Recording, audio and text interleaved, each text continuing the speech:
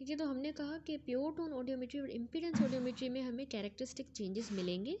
Pure tone audiometry में एक तो हमें कंडक्टिव डेफनेस मिलेगी और एयर बोन गैप होगा। इम्पीडेंस पे जो है ना हाई पीक कंप्लायंस कर्व मिलेगा with normal middle air pressure, यानी टाइप AD। अगर हम ये वाली जो फिगर हमने पढ़ी 5.11, इसमें टाइप AD जो है ना इस तरह का हमें ग्राफ मिलेगा। अब इस कंडीशन को हम ट्रीट करेंगे कि हम टिम्पेनोप्लास्टी कर देंगे। ठीक हो गया।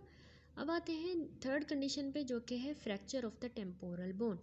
टेम्पोरल बोन जो है इसको भी हमने मिडल ईयर में ही कंसीडर किया है। तो ये जो है क्लासीफाई होती है हमारी टेम्पोरल बोन, एक तो लॉन्गिट्यूडनल फ्रैक्चर में, इसके फ्रैक्चर्स दो में किए हैं, दूसरा ट्रांसवर्स फ्रैक्चर। अब लॉन्गिट्यूडनल जो फ्रैक्चर है ना ये मोस्ट कॉमन टाइप है, अबाउट 80% लोगों को ये लॉन्गिट्यूडनल वाला होता है। फ्रैक्चर लाइन इसकी जो है वो कहाँ पे होगी, long axis of the petrous temporal bone. ये इन्वॉल्व कर सकता है हमारी मिडल ईयर कैविटी को, ये वाला लॉन्गिट्यूडनल फ्रैक्चर, मिडल ईयर को कैविटी, टिम्पेनिक मेम्ब्रेन को भी और एक्सटर्नल ऑडिटरी कनाल को भी।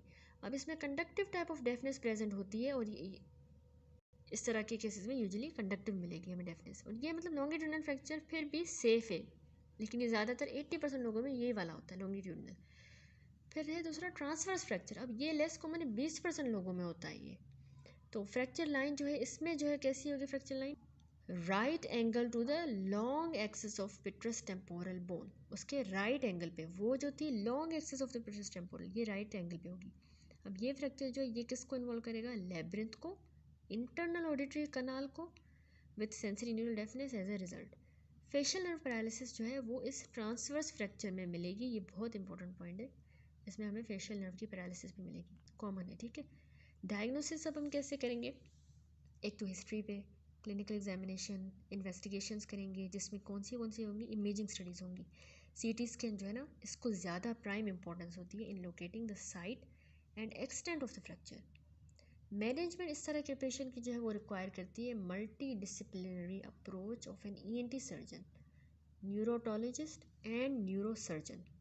एयर एंड ब्रेन को जो नर्व्स कनेक्ट करती हैं उन नर्व्स को हम सर्जिकल केयर अगर प्रोवाइड करें वो उस सर्जन को कहते हैं न्यूरोटोलॉजिस्ट। ठीक है, और न्यूरोसर्जन, तो इनको जो है हम वो रेफ़र करते हैं इनकी तरफ। ठीक है, ये इसकी मैनेजमेंट है। दैन थर्ड है हमारे पास इंजरीज जो कि इनर ईयर को इन्वॉल्व करती हैं। अब fracture of the temporal bone जो है ये इनर ईयर का भी पार्ट है, तो ये हमने ऊपर देख लिया। फिर है direct trauma. Direct trauma labyrinth पे जो है वो शार्प फॉरेन बॉडी की वजह से हो सकता है, पेनिट्रेट जो कर रही हो थ्रू द मिडल ईयर, वहाँ से आ रही है और लेब्रिंथ को जो है वो शार्प पेनिट्रेटिंग ट्रॉमा हो रहा है, जिसकी वजह से लेब्रिंथ को डायरेक्ट डैमेज होगा। अब डायरेक्ट ट्रॉमा लेब्रिंथ को जो है वो बुलेट इंजरीज की वजह से भी हो सकता है। पेशेंट को जो है ट्रॉमा की हिस्ट्री होगी, उसको डेफनेस होगा, वर्टाइगो, या फिर दोनों भी हो सकता है। अब इस चैप्टर की हम समरी देख लेते हैं। तो इसमें हमने देखा कि इंजरीज जो है वो किसी भी पार्ट ऑफ द ईयर पे हो सकती है। हेमाटोमा ऑफ द पिना जो है उसको हमने इतना बहुत जल्दी, जितना जल्दी हो सके उतना जल्दी हमने उसको ड्रेन करना है, हेमाटोमा को जो पिना में होता है, ताकि हम नेक्रोसिस को अवॉइड कर सकें of the auricular cartilage. Air drops जो है वो हम परफोरेशंस जो होती है ना टिम्पेनिक मेम्ब्रेन की, उनमें हम अवॉइड करते हैं, ये आपने याद रखना है। एयर ड्रॉप्स जो है वो हमेशा परफोरेशन ऑफ टिम्पेनिक मेम्ब्रेन में कॉन्ट्रा इंडिकेटेड होते हैं, नहीं देने हमने। और इसके अलावा हमने कहा कि प्रोफाइलेक्टिक एंटीबायोटिक हम देते हैं जब भी कोई ट्रॉमा का पेशेंट आता है जिसको मतलब ईयर में कोई ट्रॉमा हुआ हो। फॉरेन बॉडीज़ जो है वो बच्चों में कॉमन है, मेंटली रिटार्डेड पेशेंट्स में भी। राउंड जो और स्मूथ सी जो फॉरेन बॉडीज़ होती है उनको हम प्रोब की मदद से जो है वो रिमूव कर सकते हैं। उसको हमने कभी भी पेयर ऑफ फोर्सेप्स से नहीं निकालना, वरना वो फॉरेन बॉडी जो ना आगे जाएगी, डीप चली जाएगी कनाल में। उसके बाद है पहला PCQ है, एक यंग बॉक्सर जो है वो हेमाटोमा फॉर्मेशन की कंप्लेन के साथ आया, उसके राइट पिना पे हेमाटोमा फाइट के बाद। तो इसमें से कौन सी कॉम्प्लिकेशन जो है वो हो सकती है अगर हम उसको ट्रीट ना करें प्रॉपरली, तो वो है कॉलीफ्लावर ईयर। ठीक है, नेक्रोसिस हो जाएगी, फिर फाइब्रस कार्टिलेज बन जाएगा और कॉलीफ्लावर ईयर बन जाएगा। फिर 19 ईयर का मेल पेशेंट आया, ब्लंट ट्रॉमा, उसको हेमाटोमा बना उसके लेफ्ट पिना पे। तो यूजुअल लोकेशन क्या होती है इसके ब्लड कलेक्शन की, तो हमने पढ़ा कि जो ब्लड है वो कलेक्ट हो जाता है पेरिकॉन्ड्रियम और कार्टिलेज के बीच में, तो उसका A ऑप्शन होगा। फिर एक फादर जो है वो 3 साल बच्चे को कंप्लेन ऑफ के साथ लाया कि उसने राउंडेड बीड जो है अपने कान में डाल दिया है। अब कौन सी पोजीशन जो है इम्पैक्ट होगी, कॉमन पोजीशन है इम्पैक्ट की, इस तरह की फॉरेन बॉडीज़ मतलब कहाँ पे इम्पैक्ट होती है, इसका राइट आंसर है C, इस्थमस जो होता है एक्सटर्नल ऑडिटरी कनाल का, वहाँ पे ज़्यादातर इम्पैक्ट हो जाती है। 4 साल बच्चा जो है वो complain of smooth and round foreign body जो उसके कान में चली गई, इस कंप्लेंट से आया, ठीक है। अब कौन सा सूटेबल इंस्ट्रूमेंट जो है, टूल जो है, इसको रिमूव करने के लिए हमारे पास वो सूटेबल है, कौन सा इंस्ट्रूमेंट? रिंग प्रोब, जो मैंने आपको पिक्चर भी दिखाई कि उस रिंग प्रोब से जो हम स्मूथ और स्मॉल ऑब्जेक्ट्स को हम निकाल सकते हैं। उसके बाद क्वेश्चन है कि 30-year-old फीमेल जो है, फीमेल पेशेंट आई, कंप्लेन थी उसको कि उसके कान में कीड़ा चला गया है, कोई इंसेक्ट चला गया है, ठीक है, उसके राइट कान में, और उस बात को आधा घंटा गुजर चुका है। अब कौन सा सॉल्यूशन जो है हम यूज़ कर सकते हैं कि उसको किल करें या उस इंसेक्ट को अनकॉशियस करें बिफोर कि हम उसको बाहर निकालें? इसका जो राइट आंसर है वो है हम ऑयल ड्रॉप्स यूज़ कर सकते हैं। 5 साल बच्चा जो है वो डीपली इम्पैक्टेड फॉरेन बॉडी जो उसके लेफ्ट ईयर में थी, इस कंप्लेन के साथ आया, तो उसको हिस्ट्री है removal of foreign body under general anaesthesia, जो कि सक्सेसफुल ना हो पाई। अब कौन सी सूटेबल अप्रोच है इसके रिमूवल के लिए? तो उसका आंसर होगा हमारे पास, मैंने आप लोगों को बताया, पोस्ट ओरल अप्रोच हम करते हैं, लेकिन ये रेयरली रिक्वायर्ड होती है, ये इतना कॉमन नहीं है, ये इस तरह की एबनॉर्मलिटीज़ नहीं होती। पोस्ट ओरल अप्रोच हम मुश्किल ही करते हैं। 18-16 मेल पेशेंट आया, उसको हिस्ट्री थी कि उसके कान पर किसी ने थप्पड़ मारा, एग्जामिनेशन पे हमें परफोरेशन मिली उसके लेफ़्ट कान की। अब आप लोग कौन सी परफोरेशन एक्सपेक्ट करते हो इस केस में? तो central perforation with irregular and congested margin हमें मिलेगी टिम्पैनिक मेम्ब्रेन की, ठीक है, जब इस तरह के केस होते हैं। उसके बाद है what is the most common site for the dislocation of the ossicular chain? तो इसकी जो कॉमन साइट है इंक्यूडोस्टेपिडियल जॉइंट जो है इनका सोस्टेपिस का, वो ज़्यादा कॉमन, मैंने आपको बताया।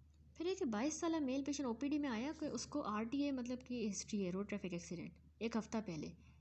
अब उसको जो है ना सुनने में इम्पेयरमेंट हो गई है थोड़ी सी उसके राइट ईयर में, उसे हादसे के बाद उसका राइट कान में थोड़ा सा मसला हो गया सुनने में।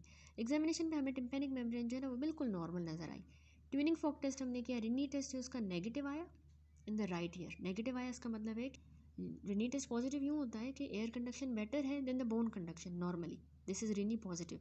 लेकिन रिनी नेगेटिव का मतलब है कि उसकी बोन कंडक्शन उसको फिर भी ज़्यादा सुनाई दे रही है, एयर कंडक्शन उसको सही सुनाई नहीं दे रही, तो उसका रिनी नेगेटिव आया। वेबर टेस्ट उसका लेटरलाइज था टुवर्ड द राइट ईयर। अब राइट में रिनी नेगेटिव आया है, यानी उसकी बोन में उसको ज़्यादा सुनाई दे रहा है, और उसका जो वेबर है वो भी लेटरलाइज राइट ईयर की तरफ हुआ है। और शॉबैक टेस्ट जो है ना वो इक्वल है टू द एग्जामिनर, जितना एग्जामिनर का है उतना ही, मतलब हम कंपेयर करते हैं ना शॉबैक में, तो सेम आया है। तो अब इसमें जो है डायग्नोस्टिक और बहुत ही ज़्यादा रेलिवेंट इन्वेस्टिगेशन कौन सी होगी, और डायग्नोस्टिक इन्वेस्टिगेशन इस पेशेंट में, तो इसमें जो है हम टिम्पैनोमेट्री करेंगे, ठीक है, ये इसका राइट आंसर है टिम्पैनोमेट्री। अब इसमें यूँ होता है कि डॉक्टर जो है ना वो हमारे कान में एक प्रॉब डालता है और मतलब चेक करता है कि हमारा एयर ड्रम जो है ना वो कितना सही तरीके से मूव करता है, उसकी मूवमेंट को चेक करता है, ठीक है, तो इसको हम टिम्पैनोमेट्री टेस्ट कहते हैं। ठीक हो गया। उसके बाद 28 साल पेशेंट जो है उसको ऑसिकुलर चेन डिसलोकेशन सस्पेक्टेड था आफ्टर द आरटीए। अब किस तरह का ग्राफ जो है डायग्नोसिस ऑफ दिस कंडीशन के लिए है फॉर अ टिम्पैनोमेट्री?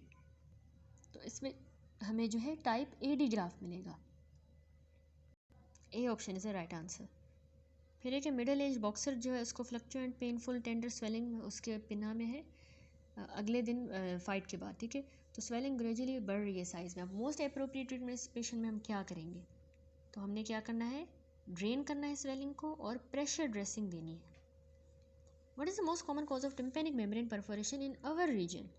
तो यहाँ पे सबसे ज़्यादा जो है वो क्रोनिक सुपरेटिव ओटाइटिस मीडिया की वजह से जो है वो एयर ड्रम की परफोरेशन है होती है। दैट्स इट, ये चैप्टर कंप्लीट हुआ। उसके बाद अब हम स्टार्ट करते हैं चैप्टर नंबर 8 जो कि है disease of the external ear.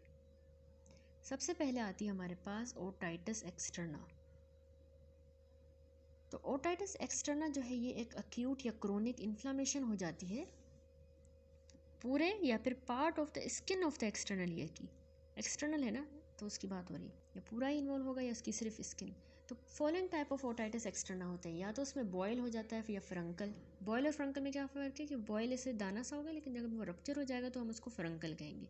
ऑटोमाइकोसिस fungal infection भी हो सकता है, यानी डिफ्यूज़ ओटाइटिस एक्सटर्ना भी कॉज है। बुल्लस मैरिंजाइटिस ये एक ऐसा इन्फेक्शन है जिसमें ब्लिस्टर्स आ जाते हैं हमारे एयर ड्रम वगैरह पे, कनाल में, ठीक है। Seborrhoeic otitis externa, eczematous otitis externa, malignant otitis externa and herpes, ये सारे हम डिटेल में डिस्कस करेंगे। तो ओटाइटिस एक्सटर्ना मोस्टली जो है वो लोकल फैक्टर्स की वजह से होता है जो हमारे एक्सटर्नल एयर के होते हैं, और ये हो सकता है secondary to the otitis media. Otitis media हुआ उसके बाद ये एक्सटर्ना हो सकता है। इन एडिशन बहुत सी बीमारियां जो है स्किन की जो कहीं और पे हों बॉडी में, तो वो सिमिलर वैसी ही लेजन्स हमारे एक्सटर्नल एयर में भी करवा सकती हैं। ठीक है, अब कुछ फैक्टर्स जो कि प्री डिस्पोज करते हैं ओटाइटिस एक्सटर्ना को, उनमें है कि हम कानों में खुजली जैसे स्क्रैच करते हैं, हमें स्क्रैचिंग करने की वजह से हो सकता है, प्री डिस्पोज करता है टू ओटाइटिस एक्सटर्ना, जब यानी हम कंटेमिनेटेड ऑब्जेक्ट के साथ कानों की स्क्रैचिंग करें। दूसरा, बैड इंस्ट्रूमेंटेशन या ट्रॉमा हो एक्सटर्नल एयर का, कंटेमिनेटेड पानी में स्विमिंग करें, स्कैल्प की डैंड्रफ की वजह से, सिरिंजिंग की वजह से, use of hearing aid and allergy. सबसे पहली है बॉयल और फुरंकल। बॉयल या फुरंकल अक्यूट स्टेफिलोकोकल इन्फेक्शन होता है हेयर फॉलिकल का। ठीक है, स्टेफिलोकोकल इन्फेक्शन है, ये बैक्टीरिया होता है और ये हेयर फॉलिकल को इन्फेक्ट करता है। तो एक्सटर्नल ऑडिटरी कनाल में हेयर फॉलिकल्स जो है ना, वो सिर्फ और सिर्फ हमारे कार्टिलेजिनस पार्ट में मौजूद होते हैं। वहाँ पे या तो सिंगल या मल्टीपल बॉयल्स हो सकते हैं कान में। अब रिकरेंस बॉयल की बहुत कॉमन है। प्री डिस्पोजिंग फैक्टर्स कौन से हैं जो कि बॉयल्स करवा सकते हैं? एक तो अगर पेशेंट को डायबिटीज़ मेलाइटस है, जनरल डेबिलिटेटिंग डिजीज़, वो कानों को स्क्रैच करता है या वो स्विमिंग करता है, तो ये प्री डिस्पोज हो सकता है टू बॉयल या फुरंकल। फिर ये एक बॉयल जो है बहुत पेनफुल कंडीशन होती है। क्यों? क्योंकि जो स्किन है ना हमारी, वो बहुत टाइटली अडेरेंट होती है हमारे अंडरलाइन कार्टिलेज के साथ। एक्सटर्नल कनाल की बात हो रही है तो वहाँ पे वो बहुत टाइटली अटैच होती है। तो जो एक्सुडेट बनता है ना, उसको जगह ही नहीं मिल पाती कि वो एक्सपेंड करे, स्प्रेड करे। तो वो एक्सुडेट मतलब वो एक तरह से प्रेशर डाल रहा होता है टिश्यू प्लेन में, उसको फैलने की जगह नहीं मिल रही होती, तो उसकी वजह से बहुत ज़्यादा पेन होता है। ठीक है, ये आपने बात याद रखनी है, ये इंपॉर्टेंट है। अब हमें क्लिनिकल फीचर्स क्या मिल सकते हैं? पेशेंट को जो है ना, सबसे पहला सिम्टम ही जो है वो खारिश होगी, इचिंग बहुत पहला सिम्टम होगा ओटाइटिस एक्यूट ओटाइटिस एक्सटर्ना के बॉयल में, बॉयल या फुरंकल की बात हो रही है। ठीक है, अब इच के बाद जो है वो followed soon by pain. Pain बहुत इंटेंस किस्म का होता है और ये एग्रेवेट होता है by the movement of the pinna. Pinna move करने की वजह से ज़्यादा होगा, या अगर हम कान में ओरल स्पेक्युलम डालें तो और भी ज़्यादा पेन होगा पेशेंट को। अगर उस पेशेंट का बॉयल जो है वो एंटीरियरली सिचुएटेड है, ठीक है, तो वो क्या करेगा? पेन करवाएगा जब पेशेंट अपना मुंह खोलेगा ड्यूरिंग च्यूइंग, मतलब जब हम चबा रहे होते हैं तब हम खाने के दौरान अपना मुंह खोलते हैं, तो ऐसा करने पे उसको बहुत ज़्यादा पेन होगा। कब? अगर उसका बॉयल एंटीरियरली प्रेजेंट है। ऐसा क्यों हो रहा है? क्योंकि जब वो च्यू करता है ना पेशेंट, तो उसके दौरान जो है वो उसका मुंह जब खुलता है तो टेम्पोरोमैंडिबुलर जॉइंट की मूवमेंट होती है, तो उसकी वजह से पेन हो रहा है। ठीक है, क्योंकि क्लोज प्रॉक्सिमिटी है वहाँ पे टेम्पोरोमैंडिबुलर जॉइंट की, इसीलिए वहाँ पे उसको च्यू करने के दौरान, माउथ ओपनिंग के दौरान उसको पेन हो रहा है, जब बॉयल उसका इंटीरियरली सिचुएटेड हो। ठीक है, उसके बाद कह रहा है कि कंडक्टिव टाइप ऑफ डेफनेस जो है वो प्रेजेंट होगी पेशेंट को जब उसका कोनाल जो है वो स्वेलिंग की वजह से ऑक्लूड हो। ज़ाहिर सी बात है, वो बंद हो रहा है तो कंडक्टिव डेफनेस होगी। टेंडर और palpable lymph nodes draining of the affected area is often present. ठीक है, इसके अलावा डिस्चार्ज भी मिलेगा अगर बॉयल बर्स्ट कर जाता है। इसके अलावा सिम्टम्स में हमें लो ग्रेड फीवर मिल सकता है पेशेंट में, उसको हेडेक हो सकता है, मलेज, और उसके ट्रैगस को जब हम प्रेस करेंगे ना तो उसको वहाँ पे टेंडरनेस फील होगी, एंड द पिना पे भी। ठीक है, फर्म नोडुलर स्वेलिंग जो है मिएटल वॉल की और एडजॉइनिंग टिश्यू की भी हमें मिल सकती है। जैसे अब अगर हम इस पिक्चर को देखें तो इसमें हमें large boil in the external auditory canal में नज़र आ रहा है, तो इस तरह की ये प्रेजेंट कर सकता है पिक्चर। तो हम क्लिनिकल फीचर्स देखे हमने बॉयल्स के इन द ईयर। पेन होगा जो कि इंटेंस किस्म का होगा, डेफनेस होगी अगर बहुत ही बड़ा बॉयल है, डिस्चार्ज होगा तब जब बॉयल बर्स्ट कर जाएगा, फीवर होगा लो ग्रेड का, स्वेलिंग होगी एक्सटर्नल ऑडिटरी कनाल में, टेंडरनेस मिलेगी हमें ट्रैगस पे भी और पिना पे भी, और रीजनल लिम्फेडेनाइटिस होगी। ठीक है, इन्फ्लामेशन और टेंडरनेस मिलेगी हमें लिम्फ नोड्स में, पाल्पेबल मिलेंगे हमें। डिफरेंशियल डायग्नोसिस में हमें क्या मिल सकता है कि कंडीशन जो है ना, इसको हमने मैस्टोइडोइटिस के साथ डिफरेंशिएट करना है। ओकेजनली ये दोनों कंडीशंस जो है ना वो को एग्जिस्ट कर सकती हैं, यानी एक्यूट ओटाइटिस एक्सटर्नल का जो बॉयल है ये और मैस्टोइडाइटिस जो है दोनों साथ हो सकते हैं। असल में मैस्टोइडाइटिस में ना जो प्रीसीडिंग हिस्ट्री होती है ना ओटाइटिस मीडिया की, deafness, signs of middle ear infection on tympanic membrane and radiographic changes in the mastoid will be present, ये सारे हमें जो मिलेंगे साइंस किस कंडीशन में? मैस्टोइडाइटिस में। पेशेंट को ये सारी कंप्लेंट्स होंगी। An exostosis should not be mistaken for a furuncle, as it is a painless, hard, and present in bony part of the external auditory canal, in contrast to a boil that is always present in the cartilaginous part of the canal. अब एक्जोस्टोसिस क्या होता है कि हमारी abnormal bone की growth हो जाती है, एलिवेशन हो जाती है हमारे कनाल में, एक्सटर्नल ऑडिटरी कनाल में। तो उसको हमने कंफ्यूज नहीं करना कि भाई ये बॉयल हो गया पेशेंट को। क्यों? कि कैसे हम डिफ्रेंशिएट करेंगे कि एक्जोस्टोसिस को बॉयल के साथ, कि एक्जोस्टोसिस पेन लेस होता है और वो बोनी पार्ट में होता है, ये जबकि कार्टिलेजिनस में हो रहा था बॉयल। ये एक्जोस्टोसिस बोनी में होगा, हार्ड होता है, इसमें पेन नहीं होता, और इस तरह से हम इसको डिफ्रेंशिएट करेंगे, ठीक है, जबकि वो बिल्कुल इसके ऑपोजिट है, बॉयल। अब ट्रीटमेंट पे आए तो एप्रोप्रिएट एंटीबायोटिक जो है अगेंस्ट द स्टेफिलोकोकस वो हमें चाहिए होगा, क्योंकि स्टेफिलोकोकस की वजह से हो रहा है बॉयल। एनाल्जेसिक हम देंगे पेन को सही करने के लिए। देखिए सिम्टोमेटिक ट्रीटमेंट भी हो रहा है। अब 10% इक्थामोल in glycerin should be applied locally as a gauze wick daily for few days to have soothing effect. Soothing effect के लिए इक्थामोल in glycerin देंगे। टॉपिकल एंटीबायोटिक ऑइंटमेंट भी हम दे सकते हैं। Incision and drainage is occasionally required if the boil is large or infection has spread beyond the external auditory canal. उससे भी दूर चला गया है इन्फेक्शन तो हम इंसीजन और ड्रेनेज कर सकते हैं। इंसीजन जो है वो हमेशा हमने पैरेलल देनी है to the long axis of the canal, ताकि जो है स्टीनेसिस जो होती है, स्टीनोसिस ऑफ द मीएटस, उससे प्रिवेंट किया जा सके। इंसीजन के बाद जो है सब्सिक्वेंट स्टीनोसिस हो जाती है हमारे एक्सटर्नल कनाल की, तो उसको प्रिवेंट करने के लिए हमने पैरेलल इंसीजन देनी है। ट्रीटमेंट में हमने क्या पढ़ा?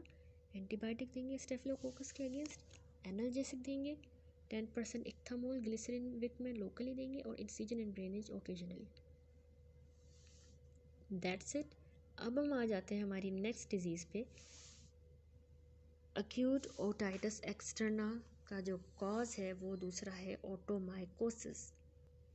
ओटोमाइकोसिस क्या है? नाम से पता चल रहा है कि ये एक फंगल इन्फेक्शन है। माइकोसिस मतलब फंगल, जो कि lining of the skin of external auditory canal को अफेक्ट करता है। ये ट्रॉपिकल और सब ट्रॉपिकल क्लाइमेट में बहुत कॉमन है। डर्टी वाटर में स्विमिंग करना या फिर कंटिन्यूस डिस्चार्ज ओटाइटिस मीडिया की वजह से किसी पेशेंट को हो रहा हो, तो ये दोनों जो है इसकी प्री डिस्पोजिंग फैक्टर्स हैं, गंदे पानी में स्विमिंग और कंटिन्यूस डिस्चार्ज। अब मोस्ट केसेस में फंगस जो है ना वो कॉज कराता है, जो इस कंडीशन को कॉज करा रहा है वो कौन सा फंगस है? एस्पेरजिलस। 3 वेरिएशंस इस फंगस की पाई जाती हैं। एक है एस्पेरजिलस नाइगर, दूसरी एस्पेरजिलस एल्बस एंड एस्पेरजिलस फ्लेवस। अब ये 3 करवाती हैं डिजीज़ेस। कैंडिडा एल्बिकम जो है ना ये भी सम केसेस में हमें मिलता है। अब हमें ओटोमाइकोसिस में क्या क्लिनिकल फीचर मिलेंगे कि शुरू में जो है ना डिजीज़ में पेशेंट को कंप्लेन होगी कि उसको खारिश हो रही है कान में, या इरिटेशन हो रही है, इचिंग हो रही है, इरिटेशन। ब्लॉकेज या कंडक्टिव डेफनेस जो है तब मिलेगी जब मास ब्लॉक करे एक्सटर्नल ऑडिटरी कनाल को कम्प्लीटली। इसके अलावा सेकेंडरी बैक्टीरियल इन्फेक्शन जो है बाद में हो सकता है, पेन भी हो सकता है उसकी वजह से, और डिस्चार्ज भी। एग्जामिनेशन पे हमें एक्सटर्नल ऑडिटरी कनाल जो है वो मिली हुई भरी हुई होगी वेट न्यूज़पेपर के साथ, वेट न्यूज़पेपर के साथ या ब्लोटिंग पेपर लाइक मास के साथ। जो फंगस होता है ना उसकी ऐसी अपीयरेंस होती है कि ऐसे लग रहा होता है कि गीला न्यूज़पेपर नहीं होता वो हो, या ब्लोटिंग पेपर हो, तो ये हमें एग्जामिनेशन पे मिलेगा। इस फिगर में देखिए ये ओटोमाइकोसिस एक्सटर्नल ऑडिटरी कनाल, ये बिल्कुल ऐसे हमें नज़र आएगा वेट न्यूज़पेपर या ब्लोटिंग पेपर की तरह। अब हमारी डिफरेंशियल डायग्नोसिस क्या होगी? इस कंडीशन को हमने बाकी तरह की ओटाइटिस एक्सटर्ना से जो रूटीन ट्रीटमेंट में है, जब रूटीन ट्रीटमेंट जो है ना वो फेल कर जाती है to relieve diffuse otitis externa, तो उस केस में हमने इसको डिफरेंशिएट करना है बाकी ओटाइटिस एक्सटर्ना से। माइक्रोस्कोप एग्जामिनेशन सिमियर की फ्रॉम द डेब्रिस कंफर्म करेगी डायग्नोसिस को। माइक्रोस्कोपी ही इसका हल है। अब इसका ट्रीटमेंट कैसे है कि हमने इसमें थॉरो क्लीनिंग करनी है मीएटस की बाय ड्राई मॉपिंग या सक्शन क्लीनिंग, ठीक है। तो इस तरह से स्ट्रिंग वगैरह से जो हम ना पस वगैरह की या सिक्रीशंस की जो ड्राई मॉपिंग करते हैं, ठीक है, या हम सक्शन क्लीनिंग भी कर सकते हैं। अब रेगुलर अटेंडेंस जो है ना सक्शन क्लीनिंग के लिए और फॉलो अप बहुत ज़रूरी होता है for elimination of the infection. Locally हम एंटीफंगल लोशन जो है उसकी एप्लीकेशन देते हैं, जैसे क्लोट्रीमाजोल, ये इफ़ेक्टिव होता है एस्पेरिजिलस के खिलाफ भी और कैंडिडा के खिलाफ भी। कौन सा, क्लोट्रीमाजोल। सेकेंडरी बैक्टीरियल इन्फेक्शन अगर होगा तो हमने उसको भी अकॉर्डिंगली ट्रीट करना होगा। ये हो गया ओटोमाइकोसिस। अब आते हैं थर्ड कंडीशन पे, जो कि है डिफ्यूज़ ओटाइटिस एक्सटर्ना। ये डिफ्यूज़ इन्फ्लामेशन होती है lining skin of external auditory canal की, डिफ्यूज़ इन्फ्लामेशन हो जाए।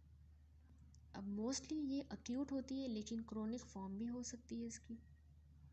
ग्राम पॉजिटिव बैक्टीरिया ज़्यादातर ये करवाता है, लेकिन ग्राम नेगेटिव और मिक्स्ड फ्लोरा भी प्रेजेंट हो सकते हैं। प्रोपोर्शन इन ऑर्गेनिज्म का जो है वो जियोग्राफिकल एरिया के हिसाब से वेरी करेगा, मतलब जगह के हिसाब से, जियोग्राफी के हिसाब से पॉजिटिव है या नेगेटिव है या मिक्स्ड फ्लोरा है। क्लिनिकल फीचर हमें डिफ्यूज़ ओटाइटिस एक्सटर्ना में क्या मिलेंगे कि जो अक्यूट फॉर्म होती है ना डिफ्यूज़ ओटाइटिस एक्सटर्ना की, उसमें जो है पेन मिलेगा कान में, जो कि movement of the jaw and पिना की मूवमेंट से बहुत ज़्यादा एग्रेवेट होगा, इस तरह का पेन होगा। डिस्चार्ज जो है कान का वो इनिशियली पतला सा डिस्चार्ज होगा, थिन, लेकिन और थिन सा और सीरियस सा होगा, लेकिन बाद में वो थिक और परुलेंट पस वाला हो जाएगा। डेफनेस जो है इसमें होगी, क्योंकि इसमें ना डिस्चार्ज की एक्यूमुलेशन हो जाती है, और एपिथेलियल डेब्रिस की भी।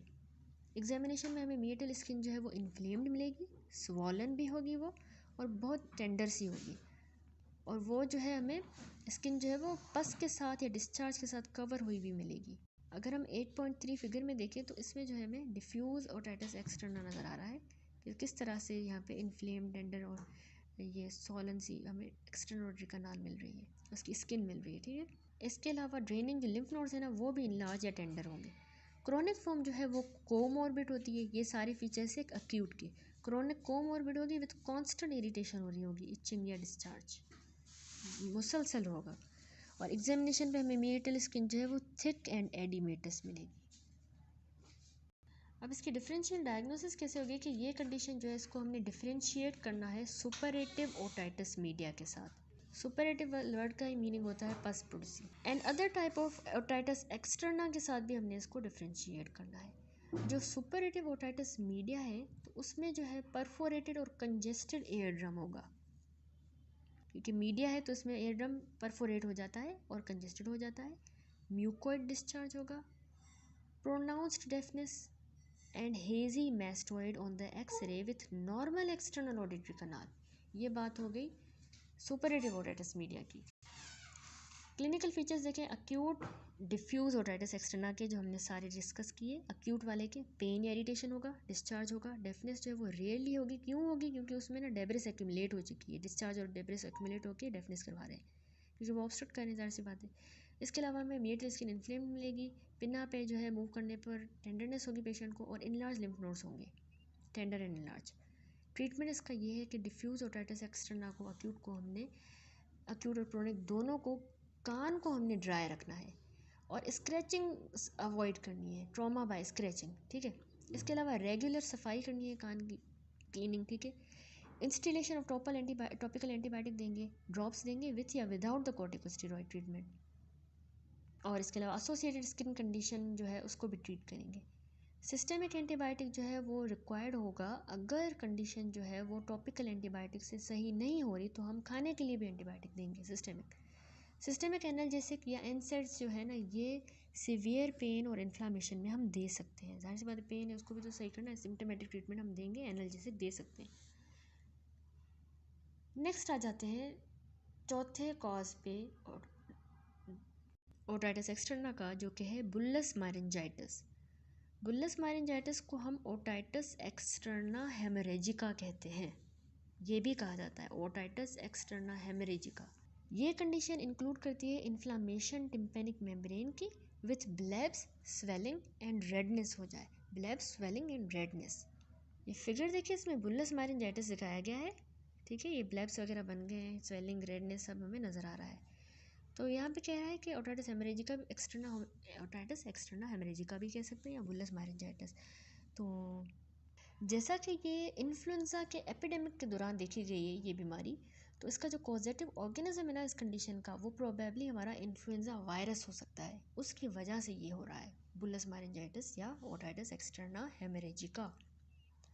क्लिनिकल फीचर ऐसे हैं कि जो हेमरेजिक ब्लेब्स हैं वो एयर ड्रम पे बन जाएंगे, और एडजॉइनिंग डीप एक्सटर्नल ऑडिटरी कनाल पे भी बनेंगे।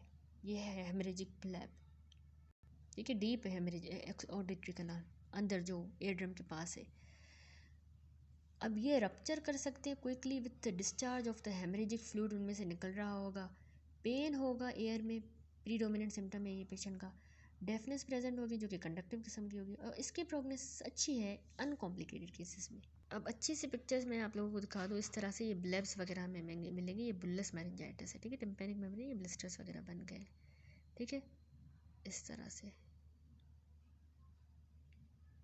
ब्लेब्स, बुल्लस फ्लूइड ब्लिस्टर बन गए एयर ड्रम पे, सीवियर पेन है। तो प्रोग्नोसिस अच्छी है। ट्रीट कैसे करेंगे कि इसको सिम्टोमेटिक ट्रीटमेंट देंगे, एनाल्जेसिक देंगे इसको पेन के लिए, प्रोफाइलेक्टिक एंटीबायोटिक देंगे ताकि इसमें से सेकेंडरी इन्फेक्शन आगे जाके ना हो। पेन सही हो गया, फर्दर स्प्रेड नहीं हुआ, एंटीबायोटिक दे दिया। और कान को ड्राई रखना है रिपीटेड ओरल टॉयलेट के साथ, ठीक है, यानी पेपर वगैरह टिश्यू वगैरह से हमने कान को साफ़ करके रखना है, हर वक्त ड्राई रखना है। फिर आ जाते हैं और अगली कंडीशन पे जो कि है सिबोरिक ओटाइटिस एक्सटर्ना। ये भी ओटाइटिस एक्सटर्ना का एक कॉज है।